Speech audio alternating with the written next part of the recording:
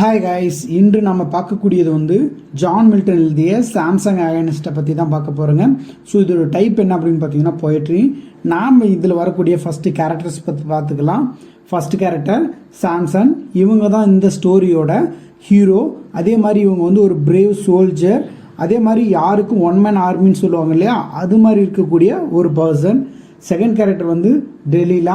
So இவங்க யாருன்னா நம்ம சாம்சங்கோட செகண்ட் ஒய்ஃப் இவங்க தான். ஸோ இவங்க தான் நம்மளோட சாம்சனோட வீக்னஸை வந்து எனிமிக்கிட்ட சொல்லிட்டு கில் பண்ண வச்சுருவாங்க. கில் பண்ணுறாங்க, ஜெயிலில் போட வச்சுருவாங்க. தேர்ட் கேரக்டர் வந்து டிம்னா. இவங்க வந்து சாம்சனோட ஃபர்ஸ்ட் ஒய்ஃபு. நெக்ஸ்ட் கேரக்டர் வந்து மேனா.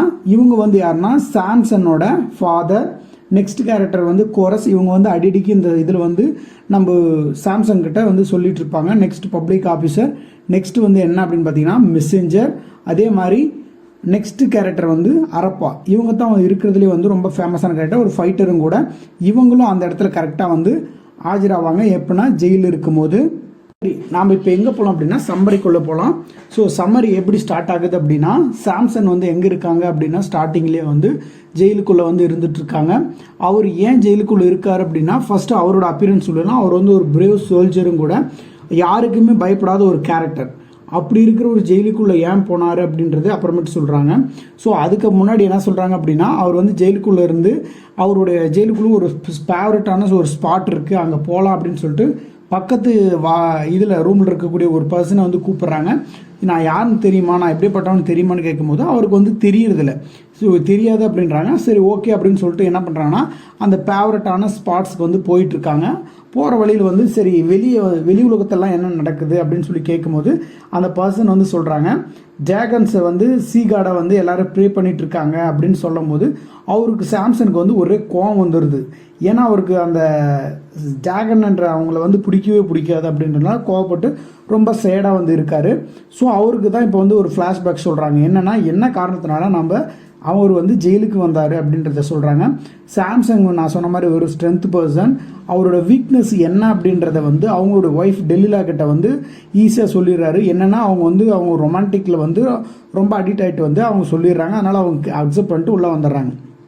டெல்லியில வந்து சொல்கிறாரு அவங்களோட வில்லங்கிட்ட, இதுதான் காரணம், அதாவது அவருடைய தலைமுடி எடுத்துட்டா அவங்க வந்து வீக்னஸ் ஆயிடுவாங்க அப்படின்னு சொல்லும் போது சரி அப்படின்னு சொல்லிட்டு அவங்களும் வந்து எனிமீஸ் வந்து என்ன பண்ணுறாங்கன்னா சாம்சங்கோட ஹேரை வந்து ரிமூவ் பண்ணிடுறாங்க. ஸோ அதனால் அவர் வீக்னஸ் ஆகிடுறாரு. அதனால தான் எங்கே இருக்காங்க அப்படின்னா இப்போ அந்த ஜெயிலில் வந்து இருந்துகிட்ருக்காங்க. இது ஒரு பக்கம் இருந்தாலும் கூட சாம்சங் வந்து என்னென்னா அவரை எப்படி ஃபீல் பண்ணுறாருன்னா, தன்னை வந்து ரொம்ப ஒரு கில்ட்டியை வந்து ஃபீல் பண்ணிகிட்ருக்காரு. தன்னை வந்து ஒரு அனிமல் மாதிரி அவர் ட்ரீட் பண்ணிகிட்ருக்காரு. அவரோட மனசை வந்து அவர் அப்படி மாற்றிருச்சு. அது ஃபிசிக்கலாக எவ்வளோ ஸ்ட்ரென்த் இருந்தாலையும் மன ரீதியாக வந்து ஸ்ட்ரென்த் இல்லை அப்படின்னா அவங்க ரொம்ப வீக்காக தான் கருதப்படுவாங்க. ஸோ அதே மாதிரி தான் இங்கே என்ன பண்ணுறாருன்னா, ஒரு மன ரீதியாக வந்து ரொம்ப லேசினஸாக தன்னை வந்து ஃபீல் பண்ணிகிட்ருக்காரு. அப்படி இருந்தாலும் கூட அவர் வந்து என்ன நினைக்கிறாரு அப்படின்னா, என்னுடைய அந்த மனது மூலமாக நான் வந்து எதையுமே பிரைட்டாக என்னோட ஹார்ட்டை கூட பார்க்க முடியல, வெளி உலகத்தை கூட என்னால் பிரைட்டாக பார்க்க முடியல அப்படின்ற எல்லா விஷயத்தையுமே போட்டு உடைக்கிறாரு. அந்த டைமில் வந்து யார் என்ட்ரி ஆகுறாங்க அப்படின்னா கோரஸ் வந்து அந்த ஜெயிலுக்குள்ளே வந்து என்ட்ரி ஆகுறாங்க. என்ட்ரி ஆகிட்டு வந்து என்ன சொல்கிறாங்க அப்படின்னா, நீ வந்து சாம்சனே கிடையாது, எனக்கு வந்து சாம்சன் எப்படி இருப்பாங்கன்னு எனக்கு தெரியும். அவன் வந்து ரொம்ப சோல்ஜர், தடகாத்திரமாக இருப்பான், யாருக்குமே பயப்பட மாட்டான், எல்லாருமே எடுத்து நிற்பான் அப்படின்னு சொல்கிறாங்க. ஆனால் நீ வந்து அப்படி இல்லை அப்படின்னு சொல்லும் போது அதுக்கப்புறம் கோரஸில் சேர்ந்து என்ன சொல்கிறாங்க அப்படின்னா, நீ வந்து கடவுளை நம்பு, நீ நம்பின அப்படின்னா உனக்கு லைன் மாதிரி உனக்கு ஆர்மிலாம் உன்னுடைய ஸ்ட்ரென்த்தில் மறுபடியும் உனக்கு கிடைக்கும், நீ மறுபடியும் எதுவும் பயப்படாத, நான்லாம் உன் கூட இருக்கேன் அப்படின்ற எல்லா விஷயத்தையும் வந்து அங்கே சொல்லிட்டு இருக்காங்க. ஸோ அது மட்டும் சொல்லிட்டு என்ன சொல்கிறாங்க அப்படின்னா, கடவுள் வந்து உங்களுக்கு இன்னும் ஸ்ட்ரென்த்து தருவார், நீ கண்டிப்பாக முன்னே வருவ அப்படின்னு சொல்கிறாங்க. அந்த இடத்துல கோரஸ் மறுபடியும் சொல்கிறாங்க, நீ பண்ண ஒரே மிஸ்டேக் என்ன அப்படின்னு பார்த்தீங்கன்னா, டெலிலா கிட்ட வந்து உன்னுடைய வீக்னஸ் சொன்னது தான் அப்படின்னு சொல்கிறாங்க. அந்த இடத்துல வந்து மோனோ வந்து என்ட்ரி ஆகிறாரு. என்ட்ரி ஆகிட்டு என்னுடைய பையன் வந்து சாம்சன் எங்கே இருக்காங்கன்னு கேட்கும்போது அங்கே இருக்காங்கன்னு ஜெயிலில் சொல்லும் போது வந்து பார்த்துட்டு அப்படியே ஸ்டன் ஆகி நிற்கிறாரு. என்ன காரணம் அப்படின்னா, நீ பிறக்கும் போது இவ்வளோ நீ எல்லாருக்குமே பெருமை வாய்ந்தவனாக தான் இருந்தேன், ஏன் இப்போ இப்படி இருக்கு அப்படின்னு சொல்லிட்டு கடவுளை வந்து திட்டுறாரு. சாம்சன் வந்து சொல்கிறாரு, நீ கடவுளெல்லாம் திட்டாத அப்படின்னு சொல்லும் போது இதுக்கு வந்து என்ன காரணம், டெல்லியில் வந்து சாம்சனை சீட் பண்ணதுக்கு அப்படின்னு பார்த்தீங்கன்னா, அவங்க வந்து எனிமிஸ் வந்து கோல்டு தரதா சொல்லியிருப்பாங்க. ஸோ அந்த தங்கத்துக்கு ஆசைப்பட்டு தான் வந்து நம்ம டெல்லியில் வந்து நம்ம சாம்சனோட அந்த வீக்னஸை வந்து எனிமிக்கு சொல்லிட்டாங்க. இப்படி இருக்கிற அந்த சுச்சுவேஷனில் வந்து அந்த ஜெயிலுக்குள்ளே யார் வந்து என்ட்ரி ஆகிறாங்கன்னா அரப்பான்றவங்க வந்து என்ட்ரி ஆகிறாங்க. ஸோ அவங்க என்ட்ரியை என்ன பண்ணுறாங்க அப்படின்னா சாம்சனை வந்து ஃபைட்டுக்கு கூப்பிடுறாங்க. அப்படி கூப்பிடும்போது சாம்சங் வந்து நான் ஃபைட் போகிறதுக்கு ரெடி அப்படின்னு சொல்லிட்டு அக்செப்ட் பண்ணுறாரு. பட் ஆனால் அரப்பா என்ன பண்ணுறாங்க அப்படின்னா ரிஜெக்ட் பண்ணுறாங்க. காரணம் வந்து நீ வந்து வீக்னஸாக இருக்க, ஸ்ட்ரென்த்தாகவே கிடையாது அப்படின்னு சொல்லிட்டு ரிஜெக்ட் பண்ணிட்டு போயிடுறாங்க.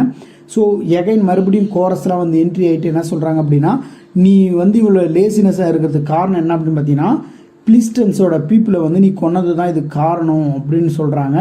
அதனால் காட் வந்து என்ன பண்ணுறாரு அப்படின்னா உன்னுடைய ஒய்ஃப் மூலமாக வந்து உன்னை ரிவெஞ்ச் பண்ணிட்டாரு அப்படின்னு சொல்கிறாங்க.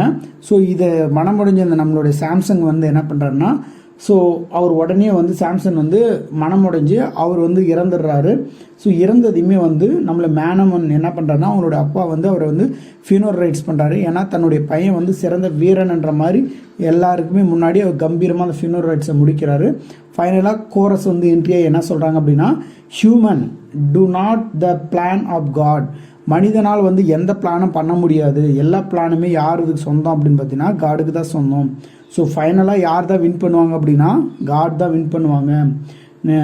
மனிதனால் எந்த ஒரு பிளானுமே பண்ண முடியாது அப்படின்னு சொல்லிட்டு இந்த டாப்பிக்கை வந்து முடிக்கிறாங்க. So thank you viewers, thank you for your வாட்சிங்.